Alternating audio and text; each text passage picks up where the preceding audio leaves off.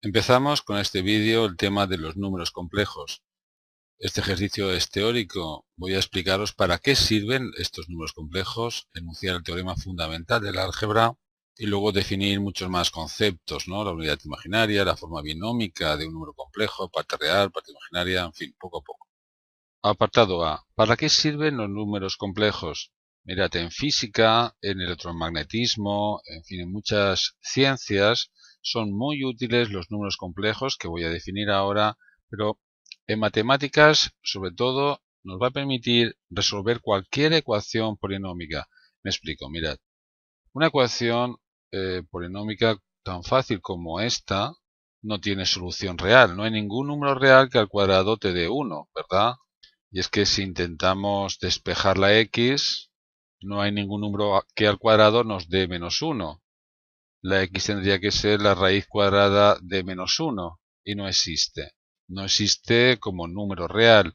Pero si nos inventamos un número que voy a llamarlo i, a un número que al cuadrado te da menos 1, es decir, i que sea la raíz cuadrada de menos 1, entonces sí tendría solución. Además tendría 2, más y menos i.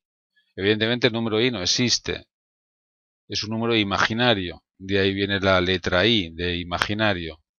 Esta ecuación pasaría a tener dos soluciones, como decía, i y menos i. Serían dos soluciones imaginarias. Bueno, pues los números complejos son estos números donde vamos a suponer que existe un número que al cuadrado nos da menos 1 y lo llamamos i. Gracias a eso aparece el teorema fundamental del álgebra. ¿Qué es lo que dice este teorema?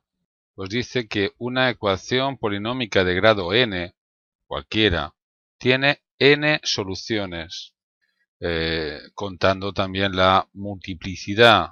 Me explico, ya sabéis que a veces un polinomio tiene una raíz pero es doble, pues entonces contamos como dos soluciones de esa ecuación polinómica. Claro, n soluciones complejas, es decir, dentro del mundo de los números complejos que paso ahora ya a definir. Bien, vamos a dar un poco de formalismo a los números complejos, a las definiciones. En el apartado B nos dice, define unidad imaginaria. Se llama así al número raíz cuadrada de menos 1. Y se designa por la letra i. Es decir, i es igual a la raíz cuadrada de menos 1. Es decir, i es ese número que al cuadrado nos da menos 1. Ya sabemos que no existe, pero vamos a pensar que sí. Lo llamo unidad imaginaria. Llamarlo así, con la letra i, viene de eso, de llamarlo imaginario, ¿no? Un número que nos imaginamos. Forma binómica de un número complejo. La forma binómica de un número complejo es cuando la expresión de ese número complejo es de la forma a más b por i, siendo a y b dos números reales. Y es que el conjunto de los números complejos que se denota con esta letra es el conjunto de los números de la forma a más bi, donde, como decía, a y b son números reales. Al número real a se le llama parte real y al número real b se le llama parte imaginaria. Lo escribo aquí, a es la parte real y el número b la parte imaginaria. A ver, un ejemplo, se entiende todo mejor. 2 menos 3i es un número complejo expresado en forma binómica. 2 es la parte real, menos 3 la parte imaginaria. Seguimos con definiciones. Números imaginarios son los números complejos donde el número b no es 0. Lo puedo escribir entonces así. Es a más bi, donde a es un número real y b también es un número real, pero no el 0, es decir, menos el 0. Un ejemplo, pues el de antes, por ejemplo, es un número imaginario. Ahora, no es un número imaginario puro. Se llama imaginario puro cuando la parte real es 0.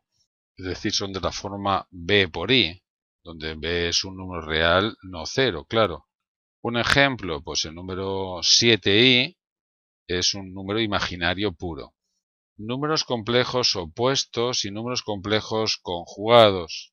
Y es que dado un número complejo en su forma binómica, cualquiera, por ejemplo a más bi, su número opuesto es menos a menos bi y su conjugado es a menos bi.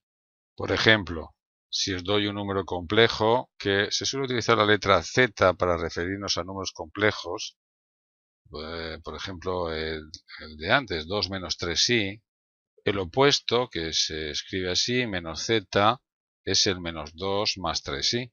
Y el conjugado, que no lo he dicho antes, pero se escribe así, z con una barra arriba, es el mismo que z, pero le cambio el signo a la parte imaginaria, es decir, 2 más 3i en este ejemplo. Seguimos definiendo conceptos, eje real, eje imaginario a fijo de un número complejo. Es que los números complejos se pueden representar. Veamos, los números reales se representan en la recta real. Eligiendo un punto como 0 y otro punto como unidad, cualquier número real se puede representar en esta recta. Ahora, los números complejos tienen dos componentes, a y b, parte real y parte imaginaria. Vamos a trazar otro eje, que va a ser el eje imaginario. El primer eje se llama eje real y este otro eje imaginario. Cualquier número complejo, a más bi, se puede representar. Por ejemplo, el 2 menos 3i, como parte real tiene 2, como parte imaginaria menos 3. Menos 1, menos 2, menos 3. Esta es su parte imaginaria. Bien, pues este punto es su representación gráfica, es el 2 menos 3i. Y este punto se le llama su afijo. Bien, aunque atentos, también se llama afijo al vector que va del 0, 0 a el punto afijo. A veces me referiré como afijo al punto y a veces al vector que estoy marcando. ¿Cuál será el afijo, por ejemplo, de 7i? Pues se nos sale de los ejes porque si la unidad es esto, el 7i estará por aquí arriba, ¿verdad? Por ejemplo, este punto de aquí sería el afijo del número i. Este el de 2i. Claro, en el eje imaginario están los números imaginarios puros. ¿Y este punto es también un número complejo? Sí, el 2 es un número complejo. Claro, lo puedo escribir como 2 más 0i. Tiene como parte imaginaria el 0. Es lo que me preguntan al final, en el apartado C. ¿Por qué los números reales son también números complejos? La respuesta es muy fácil. Si a es un número real cualquiera, a se puede escribir como a más 0i. Por tanto, pertenece al conjunto de los números complejos, que son de la forma a más bi, ¿no? Donde a y b son números reales.